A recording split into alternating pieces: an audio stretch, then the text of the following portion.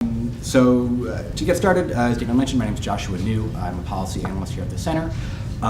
This panel today is Building Smart Communities, and I'm joined by Andel Koester, that's right, who is the associate. Because I didn't turn it on. Can you hear me now? How about now? Oh, yes? Great. Awesome. Sorry about that. So we're joined here today with Andel Koester. I'm so sorry. Who is the Associate Director of What Works Cities. Next to her, we have Barney Krucoff, who is a last-minute stand-in for Archana Vimulapalli. Barney is the Chief Data Officer for Washington, D.C., and he'll be a great addition to the panel. Next to him, we have Preston Reed, who is the Senior Director of External Affairs for Verizon Smart Communities.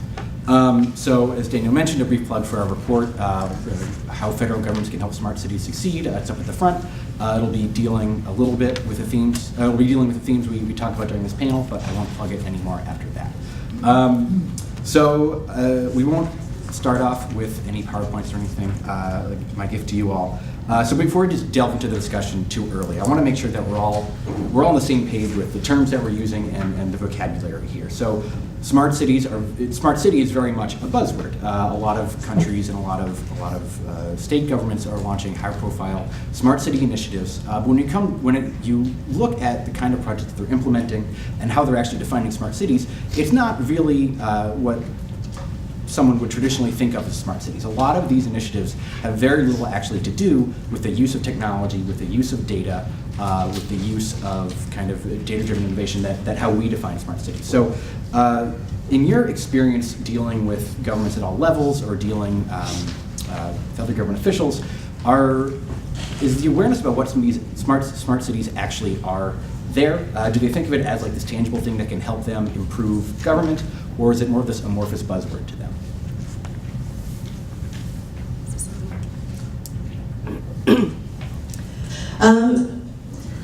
I would say, based on my experience both with What Works Cities, where we work with mid-sized US cities, and also previously at IBM, where I worked with cities all over the world, that it's mostly an amorphous, kind of high-level buzzword. I would say mayors and city managers have a very abstract sense of the fact that they should be using technology and what technology could potentially do for them, but they're not often making the connection to how that actually plays out in changing the way they deliver services and the way their staff administers their work. I'm going to agree. I think it's, to me, buzzwordy. We love the buzzword because we've been saying it a lot. So it's good government. These are a new suite of tools. To some extent, to me, it's associated with IoT and internet and sensors, but it doesn't have to be. And all good governments have always adopted new tools and applied them to their missions. And I don't think this generation is any different. We're just organizing somewhat around this term. How's this mic? Other trailers work. I would mostly agree. I would say that we're making progress and we're getting a little better definition as to what smart cities entails.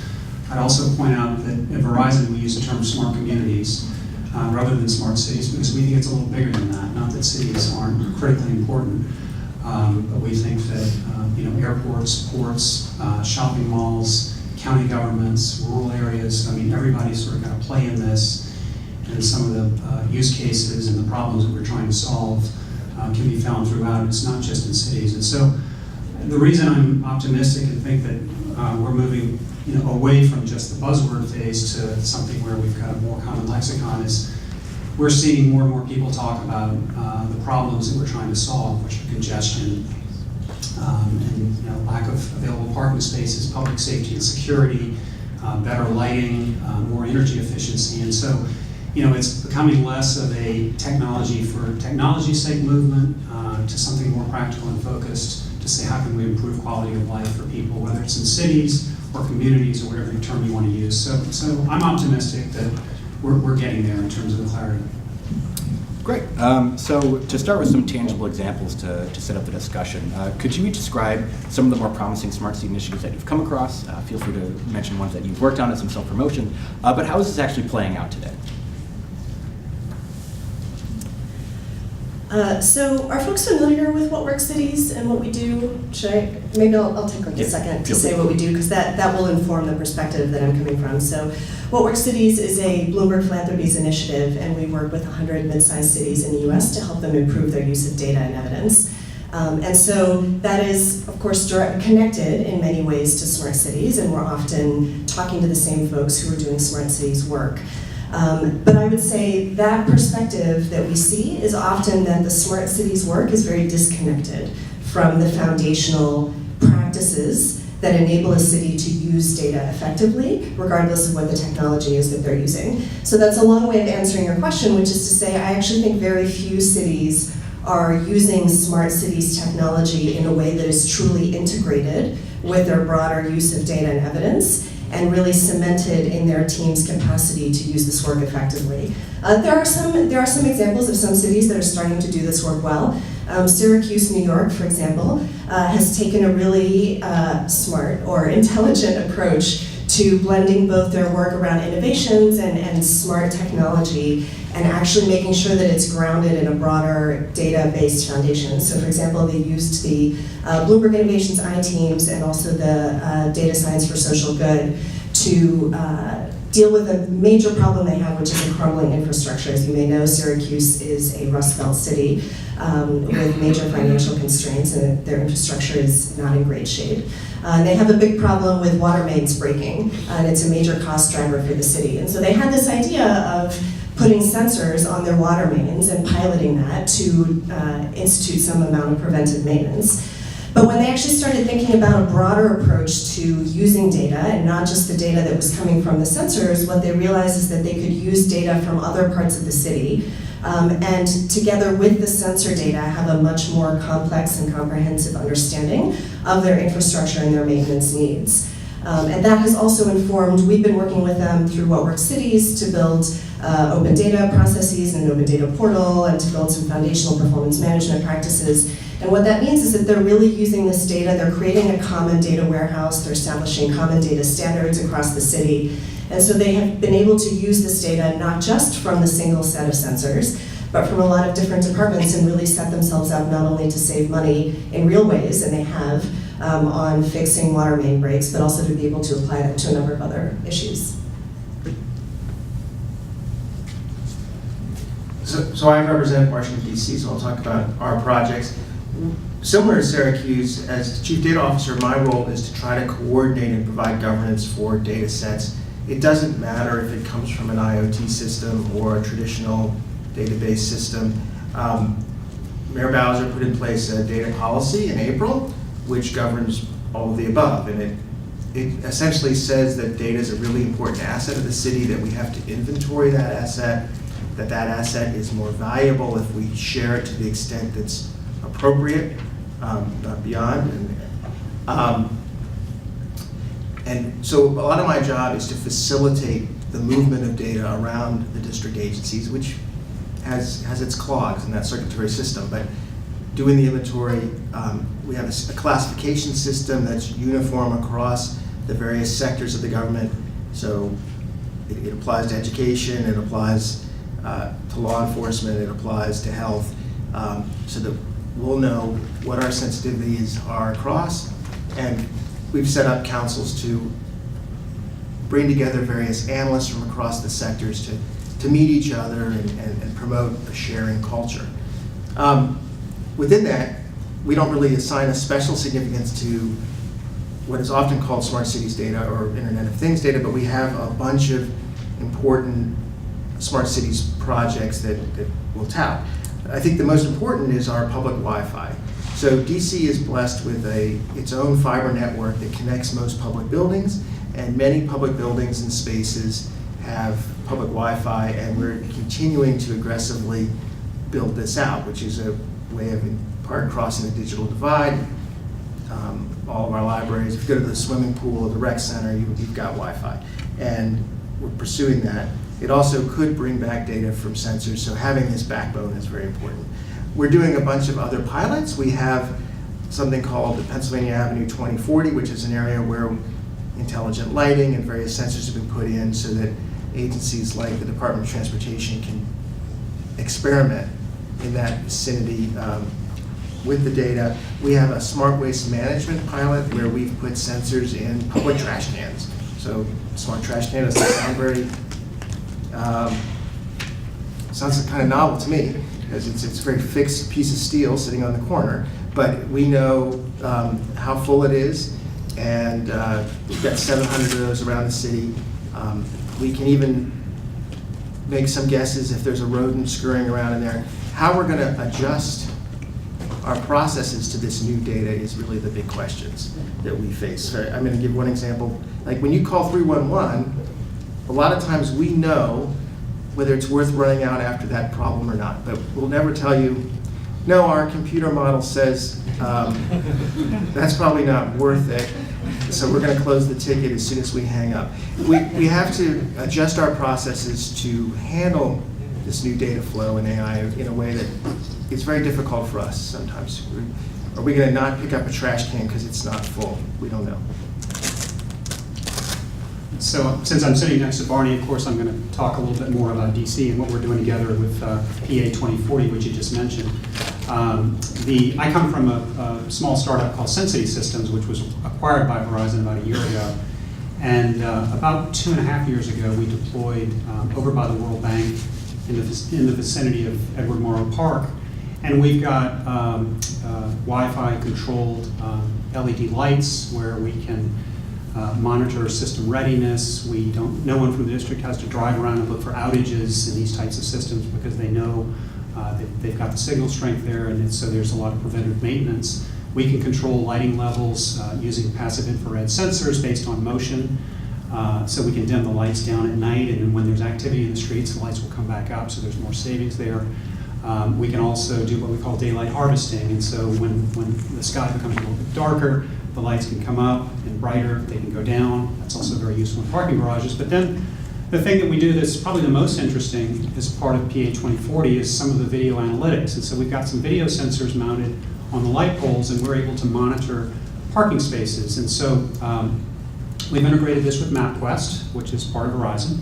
And so right now, I can tell you exactly how many parking spaces are available over in that vicinity on about 6 different block spaces, because we're not looking at particular cars. We're just looking at the space, and whether the space is occupied or full will show up directly on my map. So if I put in my MapQuest directions and want to drive over there, I can make a decision as to which of the individual block faces. And what I mean by a block face is just one side of the street on a block to go to hunt for an open parking space. So that's one of the smart parking applications we're doing.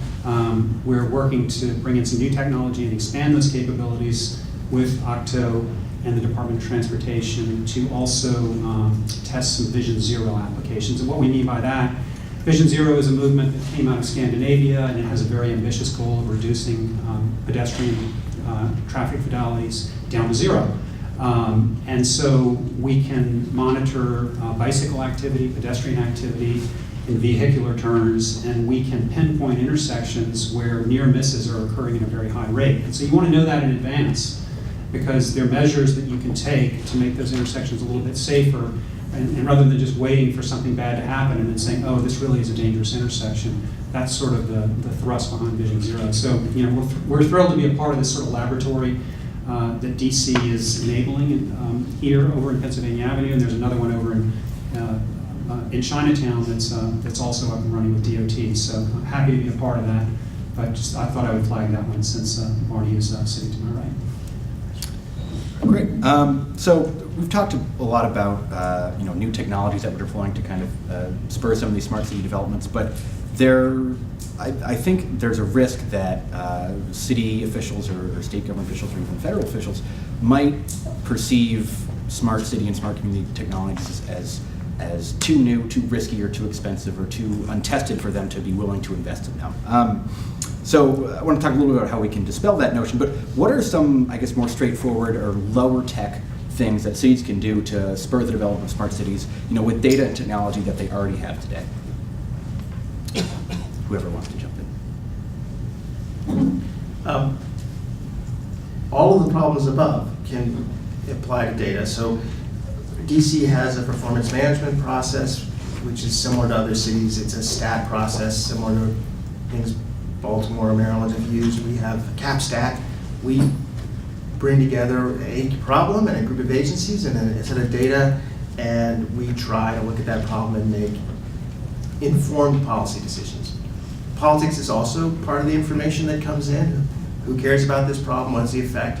But we try very hard to be data-driven. One of the things, and I'll pass it to Andel next, is What Works Cities has put out a model for us to try to obtain what does it mean to be a data-driven city and some certification around that. So we look at that, and that's one of the ways that we have set up our processes. Thank you. Yeah, so I would say that in all of the cities that I've worked with, technology is rarely really the problem. It's not what's stopping cities from doing this. Technology and having the right technical tools is necessary, but not sufficient.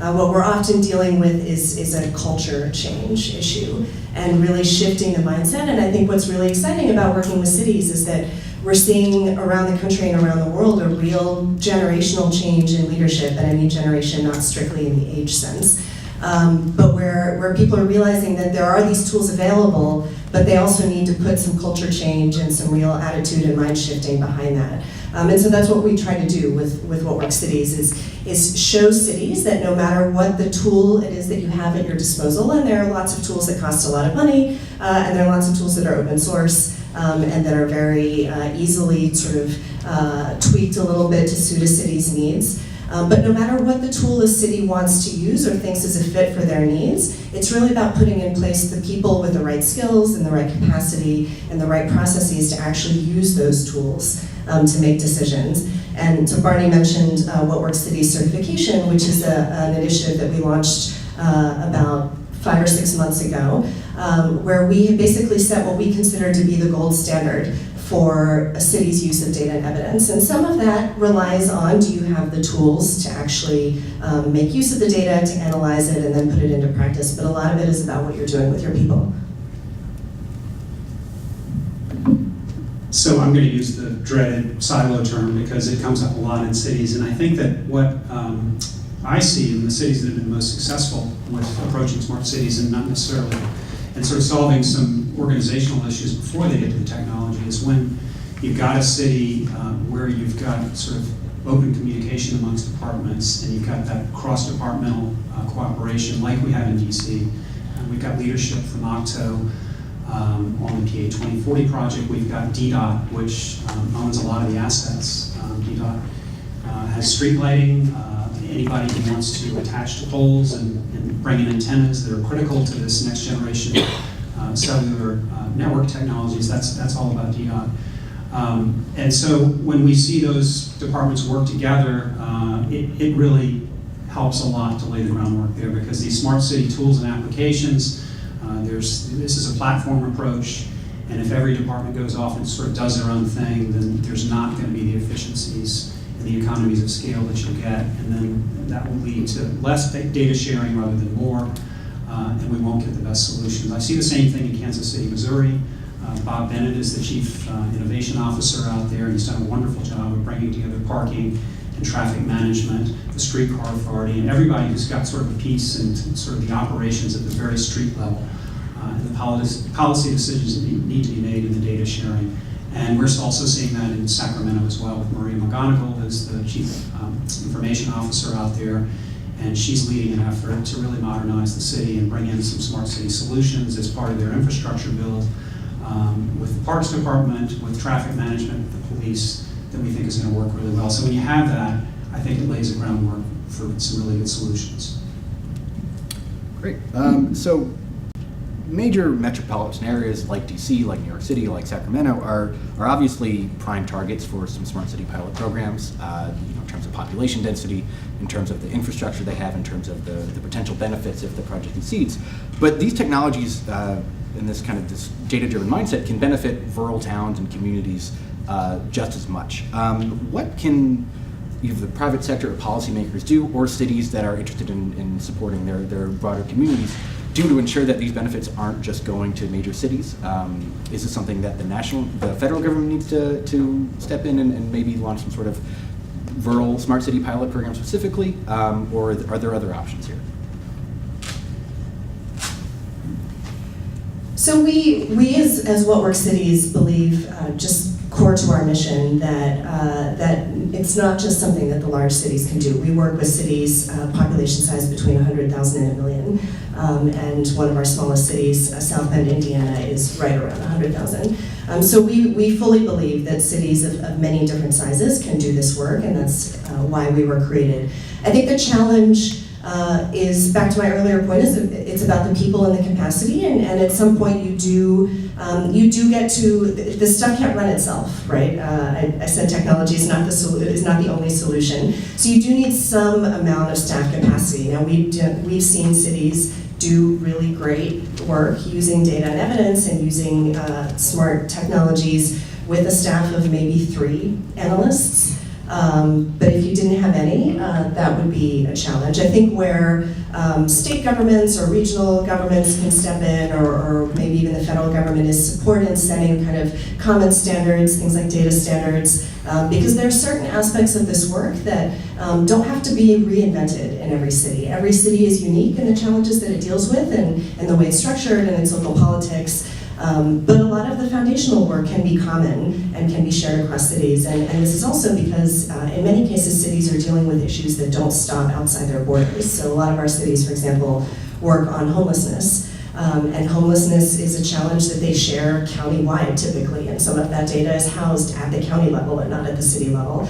And so there's definitely space for some more structured collaboration. But you do have to have that capacity wherever you need to be doing the work.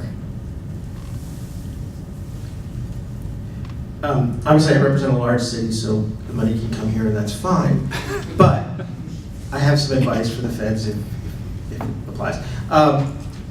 One, there's a big cost is building out the infrastructure, and in that case, I'm hoping that the federal government won't be sector specific. Like, here's the infrastructure for education, and here's the infrastructure for health, and here's the infrastructure for law enforcement. And it will create the silos within our cities that we want to break down and we want to share across, because the AI and other applications really can benefit from moving data across these sectors. And too many times you get specific federal rules, and then your agency, the Department of Transportation, goes, well, I need to follow DOT's rules, and education's got to follow FERPA, and health's got to follow HIPAA, and it's hard to talk to each other, even inside a much smaller entity. 2, the federal government should be willing to ask for data. A lot of times they want to fund a pilot. That's great. Like I was old enough to know the flood of Homeland Security money that came in after 9/11, right? And we funded a lot of good projects. We also funded a fair amount of chaos by giving everybody the ability to do what they wanted. I think a good example is in the stimulus grant, we were given money that required a specific data set. So people wanted to know, where is the digital divide? Where is broadband available in your community where it's not? And we were asked to map at a state level or at a city level to a specific data standard and provide that, which rolled up to the FCC and others. I think those kind of initiatives are fine. A lot of times people say, no, you're being too specific, but if it comes with the resources and it can build infrastructure across, it is okay for the federal government to lead and ask for something specific. So let me start with the question, the first part of the question about sort of rural versus urban, rural, small town versus urban. A lot of the use cases that I mentioned in the beginning are more city specific. When we talk about street lighting and when we talk about traffic congestion and parking spaces and public safety and security, those are sort of top of mind in cities. When we think about small towns and rural areas, though, those aren't quite as important, but we do have things like telemedicine, which is critically important wherever you might live, and so there's some great applications there, and Verizon is doing some important work in its IoT section with telemedicine. And then also we've got some initiatives in agriculture, as do other providers in the IoT space, where there's a lot of sensor data that can be used to farm more efficiently, and so that requires really good communications infrastructure. So These things do cut across all sectors of our society, whether it's urban, small town, or rural. In terms of what we've seen from the federal government that we think that's been most helpful, US DOT Smart City Challenge we thought was a really great shot in the arm and a catalyst for innovation. We had so many different cities apply for that $60 million grant once the Vulcan Fund was involved. Columbus won it. There were some runners-up, and there were lots of other cities that were there. So we'd like to see that continue. We know that there's legislation on the Hill to move that along and sort of take that to the next level. And then the other thing that we're excited about participating in is through NIST, National Institute of Standards and Technologies, their GCTC cluster work. We think is really important because that is the way that cities can sort of band together and find out what works. We're going to participate in February on a privacy by design panel based on our work in Kansas City so that people can address these privacy questions that inevitably come up when you're collecting data on the streets and the rules that you have to put in place about who has access to it and what is anonymized. So we applaud NIST and GCTC for that, and we hope that that continues. Great. So going forward, I want to encourage panel, feel free to jump in and add to people or debate them or say they're wrong, because that's always interesting. So I want to talk a little bit more about these communities of practice. So the federal government, we have the Smart City Challenge, we do have NIST Global City Teens Challenge, but the sense I get, and this may not be necessarily US specific, but communities of practice around smart cities, between levels of government, between the public and private sectors, are a little bit lacking. Has that been your experience? If so, what would you like to see? How can we address this? Or what options exist for other cities other than the ones you mentioned, Preston? There's no shortage of options. I think there's a lot of groups that want to be what they call conveners, and there's no shortage of those. In fact, I think we in the district can be distracted by the number of opportunities to convene and learn. Now, a lot of them are all good individually, but collectively, how do we manage our time? Part of this is the unique nature of DC, where if you convene states, we show up. If you convene cities, we show up. If you convene counties, we show up. But I'd love for the conveners to convene and work together a little bit more and try to be productive. But also, there are sometimes just one of those. So as for myself, I can participate in NIST. There's a group of chief data officers that's brought together by the Arnold Foundation. There's What Works Cities. There are things out of the Urban Institute. There are universities willing to help. It's hard to channel all the help to be productive, and we appreciate the help, but we got to figure out how to do it. Yeah, I think that's right. There's no shortage of spaces to share specific solutions or project ideas, or to learn about things that have been piloted in other cities.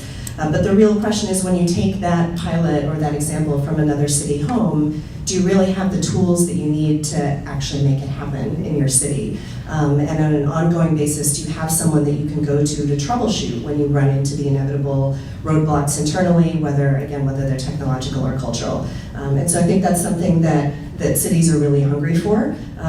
If I had $1 for every time a city told me, show me who else has done this, certainly the appetite is there. But is that really kind of a sustained conversation? And are you really able to have that open and honest conversation about how to put it into practice, how to do the nuts and bolts, and not just follow a good idea that you read about in the newspaper? I think that's the real question. I think I jumped the gun on this one with bringing up NIST and all before, so go ahead. John, That's fine.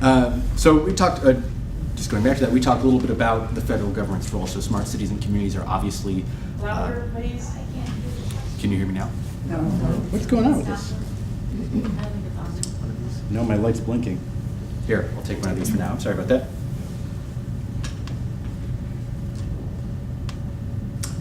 Anyways. Good. So these are obviously, city and community-driven initiatives, as they should be. But there are challenges that cities can't necessarily address on their own. Cities are a relatively small player in the larger smart city market. They can only deal with so many specific vendors, and they only have so many resources available to them. So what are the key challenges that you would like to see higher levels of, so state and federal governments step in and address that cities might not be able to solve on their own?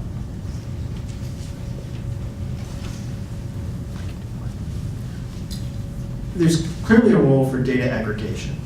So I don't even necessarily know what data sets should be aggregated, but cities are not, we are herding cats. There are lots and lots of us. We are not going to produce data to the same standards uniformly. There's roles for middlemen. For example, I've run the GIS system here in DC. Companies like CoreLogic take the property data from many people like me across the country and produce a uniform product. The federal government could do more of that sort of thing, or the state government, in my case that's irrelevant, but in a state like Virginia or Maryland, what data can we aggregate across our communities? Should those communities be built into so that we have a useful data set that covers the territory we want? Data is a very marketable commodity right now, but as a city, we're not big enough to supply the market. You're not going to have your Google map stop at Chevy Chase Circle and then start another one.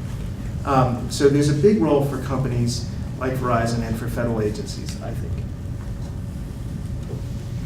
So one of the things that we look for as we build out the infrastructure, and whether it's in Washington or Sacramento or Kansas City, is we as much regulatory certainty as possible when we upgrade the infrastructure that we all need for these smart city technologies. I mean, one of the more interesting facts out there is that the world of 911 communication has changed a lot in recent years, as you might imagine. Now it's more than 70% of 911 calls are coming in on cell phones rather than landlines. And so, we absolutely need that good service. If you haven't checked your smartphone in the last 30 minutes, please raise your hand. Any hands? One, okay. Two, all right. My point is the data demands are higher and higher and higher. What you used to see when in the early days were macro cells and cellular towers that were quite large. We're now down into what we call micro cells and small cells, and that's what we need in order to get good coverage in dense areas like this, in these canyons that you find in cities. And so any kind of certainty that we have in terms of the kind of right-of-way access that we can get, the fees that we have to pay in order to hang on public infrastructure, that's all very important to us so that we can invest and keep up. Because when we start talking about AI and autonomous vehicles, the demands are going to get higher and higher and higher. So if we have a sort of a patchwork approach, that is very difficult for us. If states can be clear about sort of how these should work out and cities can work together, then we find that's a lot easier for us to deploy so that we can provide the service that everybody is asking for, except for the two people who didn't raise their hand just a minute ago. So, thanks. I would also say that one thing that we would like city or federal and state governments to do, in addition to data standards, which I completely agree with, would be just a greater, we promote the use of data and evidence not for its own sake, right? Because we believe that doing what works is what a government should be doing, and that data can show you what works and what doesn't work. And given that a lot of cities get some amount of funding coming from the state and federal level to fund certain policies and programs that they implement, is that funding tied to outcomes? Is that funding tied to your use of data and evidence to demonstrate that what you're doing is working, and your ability to push back and dedicate it to something else if the policies that you're funding are not working? And so that's ultimately what we're in the business of doing, and certainly something that we would like to see more from the state and federal government. I apologize if we're so short on microphones here. So going off what you mentioned, we were talking a little bit earlier about what Work City's project to do procurement improvement, specifically using data to drive outcomes. Could you describe that project? And if you do want to jump in and how data is not just being used from a collection standpoint, how they're actually applying it to make government better. Yeah, sure. So what Work Cities works with cities in a number of different what we call technical assistance areas, like open data, performance management, something we call low-cost evaluations, which is if you've heard of the nudge unit in the UK, we have those folks doing work for cities, sort of behavioral science-informed interventions. And then what we call results-driven contracting, which is what you're referring to here. And we work with our partners at the Government Performance Lab at the Harvard Kennedy School to help cities reform their procurement practices. And what that means is, oftentimes, as many of you may know, a lot of the services that a city delivers are actually contracted out. So things like social services are often contracted out to nonprofit providers. And traditionally, a lot of those contracts have been tied to outputs and not outcomes. So for example, if you have a contract with a homeless services provider, you might be holding them responsible for providing a certain number of beds every night, a certain number of warm meals. But that's not really why we're providing services, right? We're providing services to homeless individuals because we want them to be better off as a result of these services and no longer be homeless. And so what we're doing is helping cities to reframe the way they write those contracts and also reframe the way they actively work with those vendors or with those nonprofit organizations, those service providers, to actively manage those contracts to get the outcomes that they want. And that in many cases starts with just rewriting the letter of the contract. Sometimes these contracts have been renewed just without thinking for decades. But also putting in policies and practices to actively manage the contracts while they're underway. And so are you measuring for things like, are these homeless individuals in permanent housing 6 months from now after having gone through your program? And we're starting to see a lot of really great success there. It actually just came out this week. One of our earlier cities that we worked on with that, on those issues was Seattle. And we piloted this approach on a handful of contracts around homeless services. That were initially successful, and the city has actually just put out to rebid $34 million worth of homeless services contracts. And a number of longtime service providers actually did not see their contracts renewed for the first time because they were not able to demonstrate that they could meet those outcome-based metrics. So we're really excited about seeing that kind of real sea change again and using data, whatever the tools are, whatever the technology is, to get the outcomes that government is in the business of providing.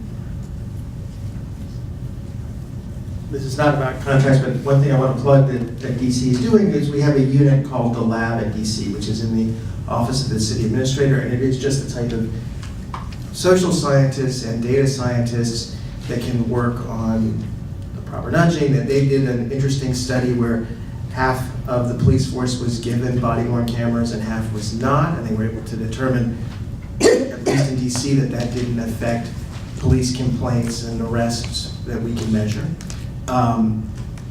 So very interesting studies that really are taking a much more scientific approach to if our policies work or how we might convince the citizenry to take a certain action.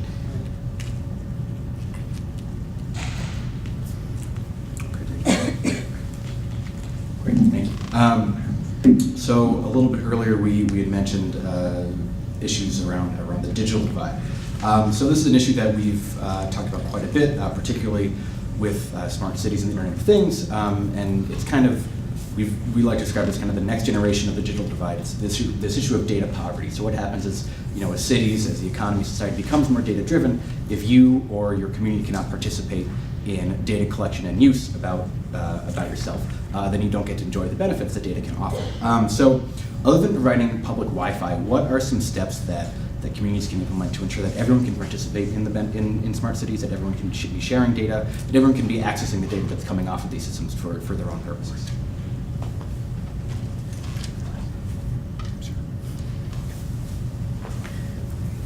So we think that public Wi-Fi is critically important, and that's we completely support the role that Barney and Octo have played here in their leadership, and we see that as well in Sacramento, where as part of the public-private partnership that we're initiating with Sacramento right now, we are going to bring high-speed public Wi-Fi to about 24 parks and recreation centers because it's absolutely critical.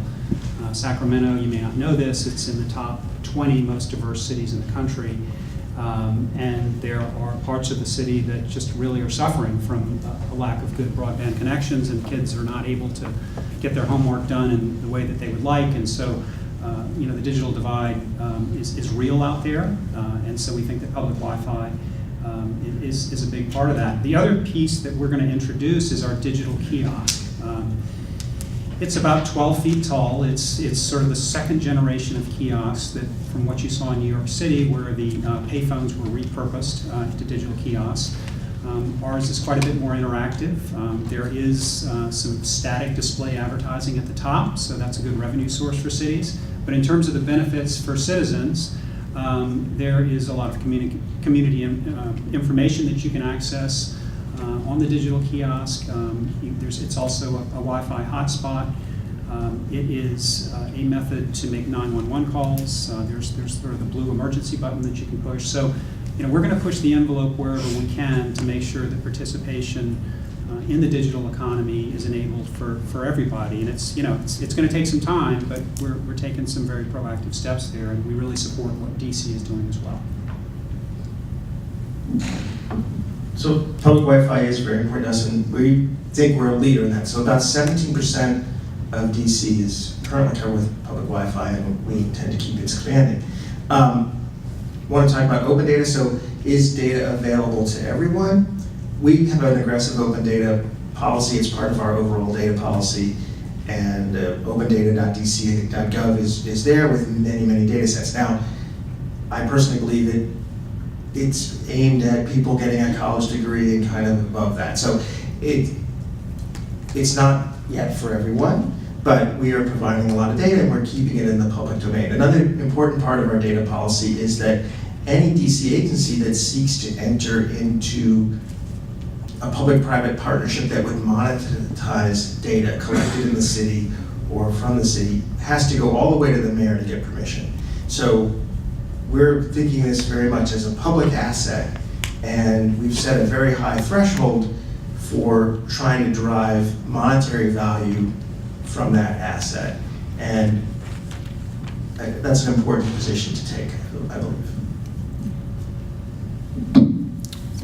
Sorry, it's a little difficult. Excuse me.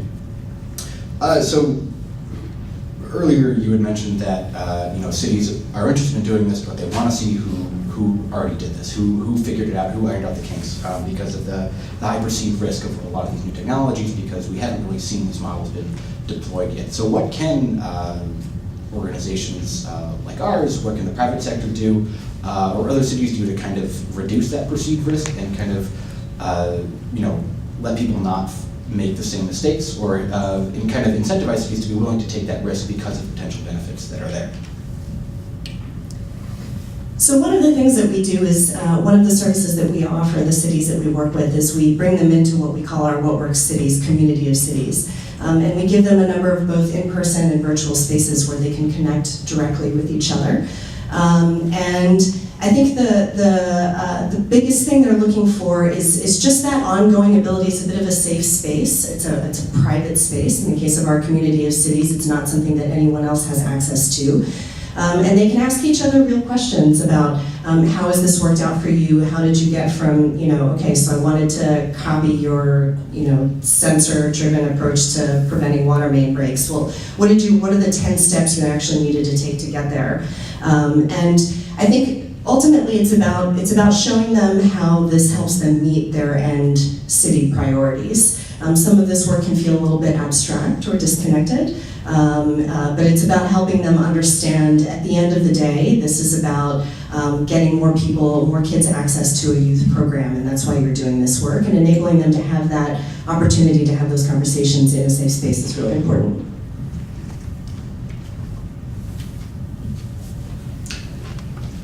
This all started with pilots over the last several years, and we were certainly involved with those at Sensity and now as Verizon. And we are out with convening groups, whether it's the Conference of Mayors, International City Management Association, National League of Cities, or NACO, and on and on and on, talking about what we've done, what's worked, and more importantly, what hasn't worked. So we'd like to see that continue, because that's really, I think that's where these safe spaces are created. There's great hallway conversations that happen during and after these conferences, and I think that that's where we've picked up a lot as vendors, and that's where we see potential customers who want to try our technology. We'll sort of have they'll have the access to people who they can talk to directly. So we want to see more of that. I'm not telling you anything new here, but it's very critical that continue in this space. And that's another reason that we like the DOT Smart City Challenge so much, is because the media attention that has driven and the communication among cities has been really incredible. I'm going to add one more thing. One thing that I think is really important is, and one of my criticisms of the smart cities movement and sort of building sort of tools that are very tangible but that are not necessarily connected to results, is helping cities figure out a way to connect in a meaningful way with their constituents and really understand what they need from them. Right, so you had this great idea about this widget that you wanted to put out there, but do your residents actually need it? Is that something that will help them meet the needs that they have? So I'm going to call out my colleagues at the Sunlight Foundation over here, who've been doing a lot of thinking around what they call tactical data engagement, which is giving cities a real playbook for how they identify and reach out to and work with specific stakeholder groups in their city. So let's have a conversation that will lead to something tangible about what you need from us and then how we can provide that for you. So for example, I'm going to talk about Syracuse, New York again.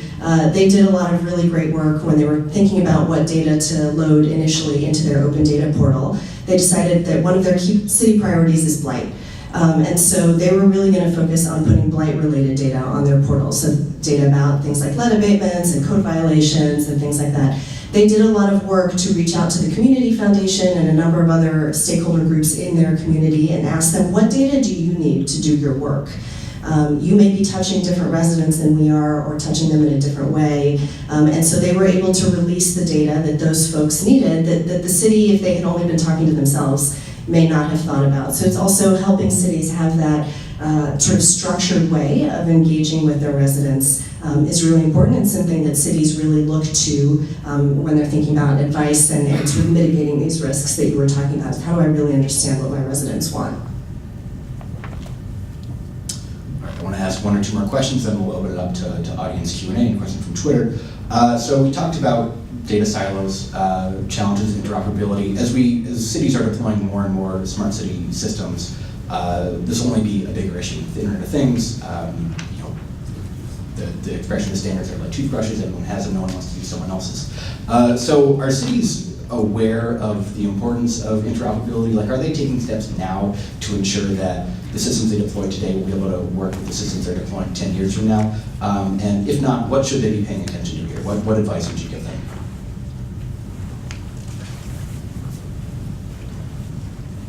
I'm not a big optimist on we're all going to follow the same standard.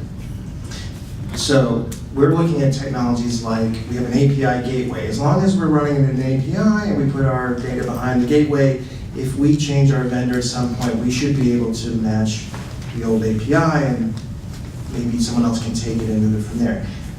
As a buyer of technology and someone who's been around, I spent a lot of time in the 90s trying to help the federal government come up with geospatial standards that we were just too late to market on. And the real standards are set by the market. Who has the most market share? What is the dominant thing? If the government can put out something like the Census Bureau Tiger files over a large enough area, it can become the standard. So all street data basically goes back to that. But if you're just one city, the standard you pick, it doesn't drive the market. You have to look, try to ride the right wave, and then have a technology that's flexible enough, because you're going to get on the wrong wave sometime and you're going to need to switch.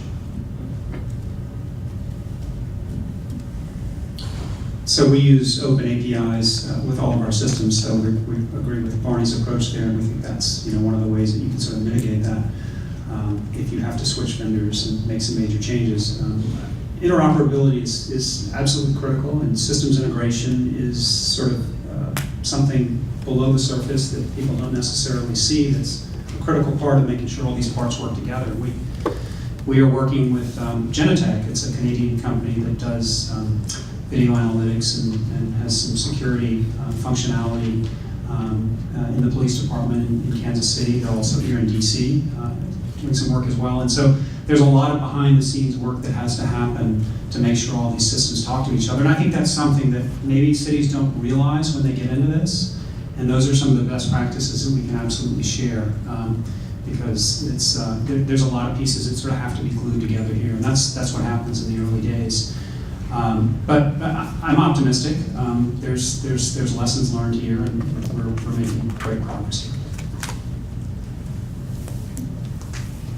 Yeah, I would say our cities are increasingly aware of the importance, in some cases because they got burned by having systems that, either legacy systems that were never designed to talk to each other, or in some cases new systems that they're not able to get the data back out of in ways that they expected.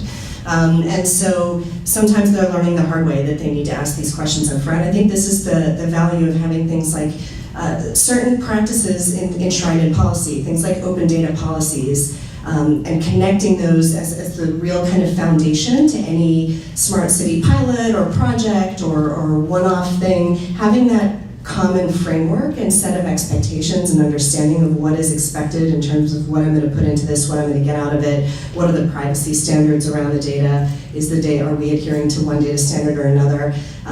That work is really important, and it's not as shiny or exciting as putting out a kiosk or an app, but it really is important if this work is going to be sustainable. Something I left out to talk about is contracting. So clearly software as a service is bigger and bigger, and a lot of times we don't do those contracts well. So we end up losing control of data about the city. You know, maybe we put out all the parking meters or something. That's not a real example, but we have definitely signed contracts that give third-party data that's in the system that if we had built it or it had been on-premise, clearly would have been our data and could have migrated to the next system easier. So we have to watch our contracting terms, and that's another reason why in our data policy that you got to get mayoral permission to transfer data rights. But a lot of times agencies inadvertently transfer those rights because they're buying a service. And buying a service can be in a very efficient way. We don't want to limit their ability to do that. We just have to help educate them to do it well so the data can move to the next service when it's available. One more thing. And we're clear when we work with our city customers that the data is the city's. It belongs to the city government. And so I think that's sort of the premise where you have to start. And we have a little bit more time, so I'm going to do 2 more questions instead of 1 more question now. We talked about open data to ensure that people can use it, making sure that everyone can participate. What is the ideal role of the public in a smart city? How ideally, in the perfect smart city, would citizens be sharing and using data? Are they doing that already in interesting ways? And how can cities kind of encourage that practice? I think residents are sharing a lot more data just generally than they're probably aware. I think there's a lot of opportunity and a lot of work to be done in cities working with the private sector and a lot of the data that they're collecting and really being creative about using that to deliver services. And I think it's such a challenge to talk about what role do residents have to play, because we're not really talking about some anonymous Joe on the street. We're talking about people with particular needs. And that's why I mentioned earlier the Sunlight Foundation's approach to tactical data engagement is so valuable, because you're viewing residents as people with specific needs and then talking to them about what those needs are and then backing out from that. How do I meet that? There's definitely a civic hacker community that's in DC that's larger than people realize, and the city government absolutely is aware of that, and we try to hold hackathons around specific issues. This year we did a health one, we did a public safety one, did an economic development one earlier, and those will repeat. So we're very aware of this community. It tends to be younger adults, but people will give up an entire Saturday to come and work with free data that's available on the Open Data Portal all the time. And they'll come up with some interesting ideas. So it's a whole new way of, if we said we were going to have a public hearing on a given law, none of them would have shown up. They showed up for the whole day. Another thing is we want to make our applications better. Right? Obviously, you shouldn't have to come to the DMV counter all the time. You should be able to get that on the web. You should be able to give us feedback on things through your cell phone because you're right there. So we have things like text to 911, to text to 311 now, and there's plenty more to do. We want to be able to have people opt into surveys from the city. So we could push out a given survey, and based on where you live, we could get an idea of, okay, this set of people respond to the survey, and maybe it's not representative of the city as a whole. Maybe we're overrepresented in African Americans from this neighborhood. But we would at least know who's responded to this survey, what do they care about, and maybe we can make educated guesses about who replied versus just tell the city what you think and we put up a survey and we don't really know what's coming in. It doesn't have any scientific value. So I think that people are sharing data and participating in some of these smart city efforts without even realizing it. And this is all anonymized, of course. And one of the things that I'll point out is Verizon has a new partnership with an Israeli company called Cellint, C-E-L-L-I-N-T, like Cellular Intelligence. And it's been described to me, and I'm not a network engineer, as waves on steroids. And what that means is it draws from a larger data set of people who are driving around, and it gives a more accurate picture of road congestion. And then it also can tell you about origin and destination trips. And so this is going to be very useful to traffic engineers and traffic planners to mitigate, some of the sprawl and the slow traffic we have. And I just read this morning that I-66, the price hit $34.50 on the HOT lanes yesterday morning, peaked at that. So there's a lot of traffic out there, and it's really slowing people down. And so whatever tools that we can use to improve that and give actionable intelligence to the people who can move traffic better and make those decisions. And so, what that means is whether it's me going to work or a mom taking or a dad taking a child to school, it's somebody working an early shift driving in somewhere else. Anybody who's got a phone, they don't have to be using GPS, so you get a lot more data there. So I think that's happening, and we're going to get better at it. And as long as we have the anonymization and the privacy concerns nailed, which we do with this Verizon initiative, then I think there's going to be better intelligence and better solutions out there.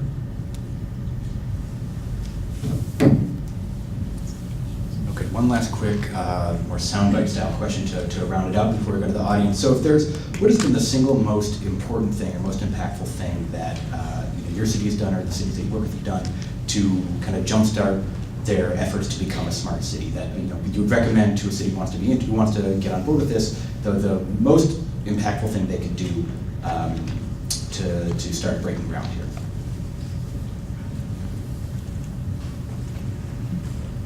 The most important thing that obviously the Chief Technology Officer has done is we have a smart city task force that convenes in person once a month and every other week by WebEx, so in person WebEx.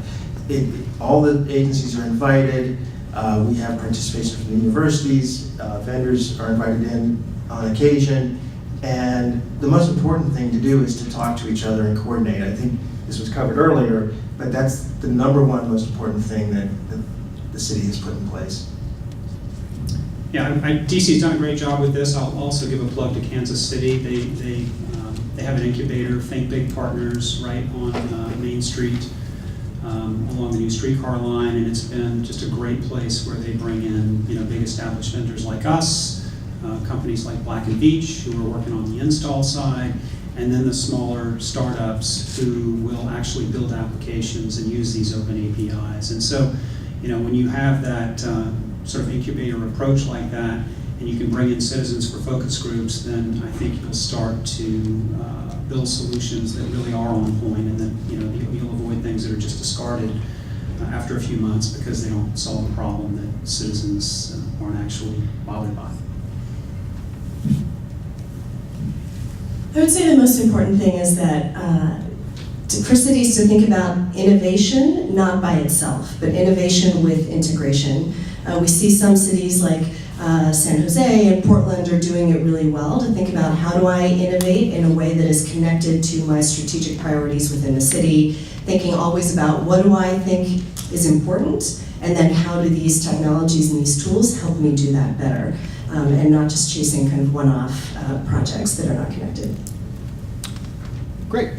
So was that microphone not working? It is. They are. Oh, We great, just okay. sent it. So we're going to have a microphone run out to the audience, so please raise your hand when you get the microphone, say your name and the organization that you're with, and then we'll also be fielding questions from Twitter using the hashtag data innovation. So, great. Thank you. My name is Li Yang. Thanks for your presentation. I think IT or technology is just about Asians period. When you have something improvement, innovation, the society is getting better.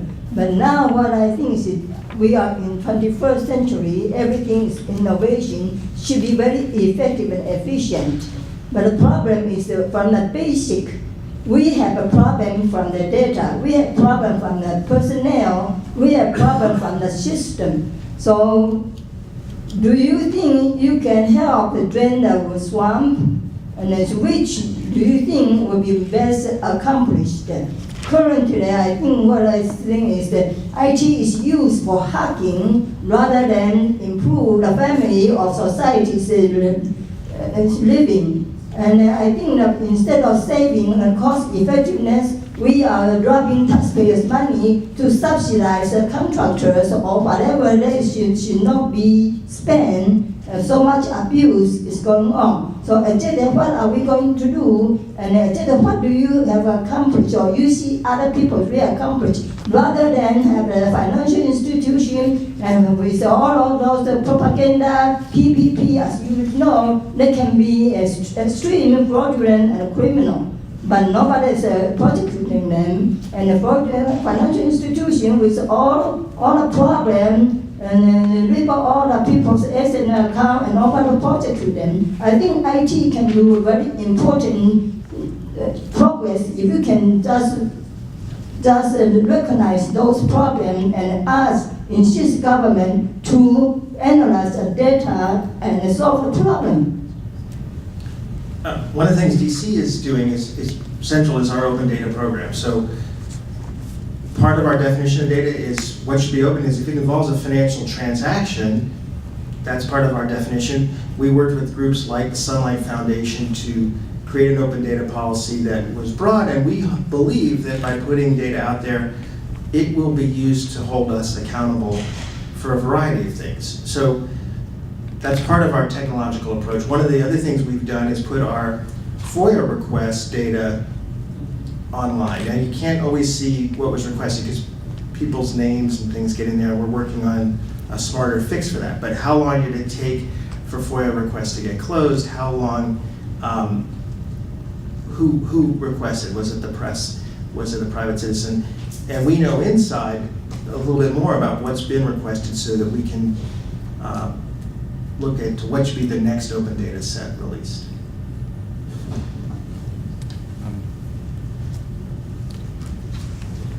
Hey there.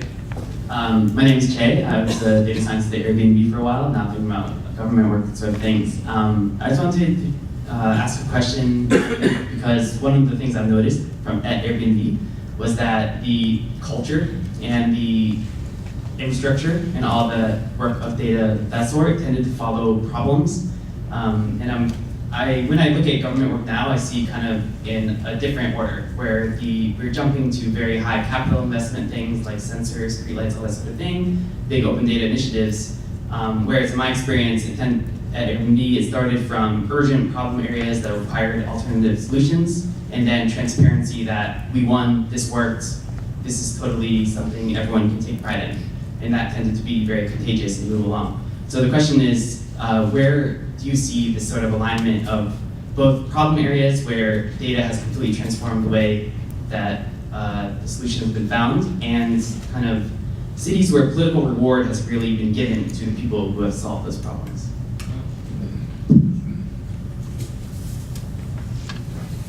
Yes, I think you're right in that, and that's precisely the sort of caution that I've been trying to put out about smarter cities is that it's easy to get sort of fascinated by the tool or the app or the whatever the widget is, and forget that you have to have started with a problem that you're actually trying to solve. And I think when the three of us talk about breaking down silos, it's about solving those problems that often cut across the silos that have been established for a long time. So we start to see really exciting things happen, for example, when we work with cities to identify their priority areas and think about what they're going to measure. And they start to uncover problems that they didn't know they had, or sometimes understand that a problem they thought they had is actually not as big of a problem as they thought. And you start to see that when you break down these walls, and that's why you have to start with the capacity. You have to start with the people and changing that culture. And if it's appropriate, that may lead you to one technology solution or another. But you have to start with the problem, as you've articulated.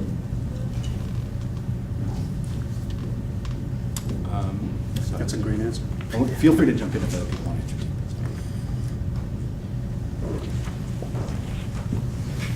Jennifer Bocher, business librarian. One of my interests has been public finance.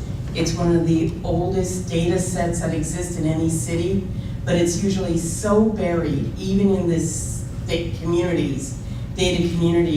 It would be wonderful if all of you developers who are working with at all levels of state, county, whatever, council of governments, if you could tie the budgets to those programs and make those links there so people could see it.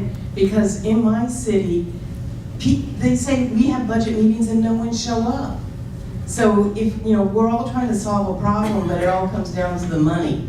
So if you can make that personal, or the public finance aspect of it, and then also somebody has to organize and aggregate the data, and I don't know who's going to do it. Maybe libraries, I don't know. Again, I'm going to talk a little bit about DC's efforts there. So the Office of the Chief Financial Officer has a budget visualization where you can drill in, like a business intelligence tool, into various budgets and see a little bit how they've changed over time and where they're going. There's always a trade-off to how far that drill-in goes, because it quickly hits levels where it's too detailed to apply to a given program. But we also publish all of our purchase orders, so you can see there what's been purchased. We publish all of our credit card transactions. Washington Post has used that several times to find us buying interesting things. So I agree, there's a long way to go. Even inside the government, the financial systems are older, the budget codes don't change. The financial system is, I applied right now for the 2019 budget, right? So if Verizon's got a really new good idea, I'm already at 2020 before I can ask for the money for it, and 2021 before I can procure it. So you got to realize the budget systems are a bit inflexible, and then you work around inside them to try to get what you need. It's an interesting question, because we actually, we find that often cities are not looking at their data until they get to the budget cycle, that's too late, right? You should be monitoring the data on an ongoing basis. And I think one of the exciting things that we see happening when cities are learning to use data effectively is they can make changes that have a real impact that may not even be reflected in the budget. So for example, I was having a conversation with a pretty large city a few months ago, and they had their first performance management meeting. Their priority area is public safety. And they're under constant pressure to add more police officers. Constant political pressure to add more police officers. And in their very first performance management meeting, they were able to point to a number of data sets that indicated that the data just didn't justify adding more staff. And so that's not a discussion that you'll even see in the budget, right? But that's actually money that might have been allocated in a future budget cycle that they can now redirect to something else that could have a bigger impact or a different type of impact on public safety, which is, that might get people to come to the town hall meeting versus the budget discussion. So we view it kind of from that perspective, that the budget's a little late to get to that. So I'm told we have time for one last question, but I want to make sure we get a chance to get a question from Twitter as well. So you have the mic. Could you make it super quick so we can get a Twitter question as well? Thank you. My name is Sachin Garg. I'm a doctoral fellow at George Mason University Chartered School of Policy, researching on big data and public policy. My question was, what Barney had talked about and what Preston had also mentioned was the idea of ownership of data. The fact that there's data, it goes to third parties. And then Mr. Reed talked about the fact that there's this thing called selling, which can take cell phone data, idea about how congested the cell phone signals are and identify transportation problems. Now the question comes is, whose job would it be to get the data from the cell phone companies to some place where you can actually monitor it in real time? Would it be a DOT problem, or would it be a private third party that would have to work with the cell phone companies? And then, so what sort of a business model do we envisage for something like this to happen on, let's say, iPhone 95 or i66? So I think this is all rapidly evolving. The Cellent one is a particular case where that is a business relationship between Cellent and Verizon, and so they have to have access to our central switches in order to do that. And so they have to meet every single privacy and security test that we have, because Verizon guards its reputation for data security and privacy very jealously, because we do business at all levels of government, and the government has to trust us, from the most secretive federal agencies all the way to the district government and everywhere else. So that is, that's how that works at the highest level. So that is a product that is going to be made available, a partnership between Verizon and Cellent, but we're giving them access to our data center so they can do that. So that's sort of a one-off there. How those will evolve in the future, it's hard to tell, because this is a brand new business and it's sort of going to go on a case-by-case basis. But we're going to look at it from a business standpoint and say, is this a product that we think that states and cities would want to buy and use? And we think the answer is yes. And so how can we structure this and protect data privacy in such a way that meets our standards? And so then, what is the direct relationship with this vendor so that they can build this product and get it out there? So I can't give you sort of a broad policy framework for that, because this is sort of the first one here, and we're going to have to look at these individually. So in terms of advising you about how the next sort of business opportunity would work, it's sort of anybody's guess. But that's how the Cellent one came about. One thing in our data policy that we do is we do say that the agency should inventory data that they are licensing. And it's very deliberate. It's so far not been very successful because they don't think of it as their data, they're not inventorying it enough. But we're talking about huge quantities of data that have many public purposes that are not in public hands. And this is sort of a new situation.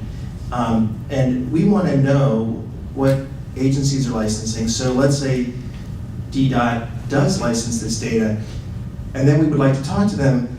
Can you do that so that license also covers DCPS and Office of State Superintendent of School, because they run school buses around? We want to not have licensing of data become silos within the government. There are ways from doing this, but at least right now we're trying to collect the information. Around this specific data set, there's a really interesting example at University of Maryland in the CAT lab, where they've had relationships for a long time with INRIX and HERE and perhaps other providers of cell data that relate to traffic. And there's a huge data warehouse there that's semi-public. So by participating in that program, our DOT or any agency that participated can not just see the equivalent of what's Google traffic now, but compare that. So how did the 395 interstate do over time? What's changing there? How did we respond to incidents? What lanes cleared? That sort of thing. It can get very specific if it's also tied to DOT data on managing the incidents. And it's a pretty good example, I think, of how this could be done in other areas. Great. So I'm told that that's all the time we have. So please join me in thanking our panel. If you didn't have a chance to ask the question you wanted, feel free to ask them at the coffee break after the next panel or at the reception at the end of the day. So thanks.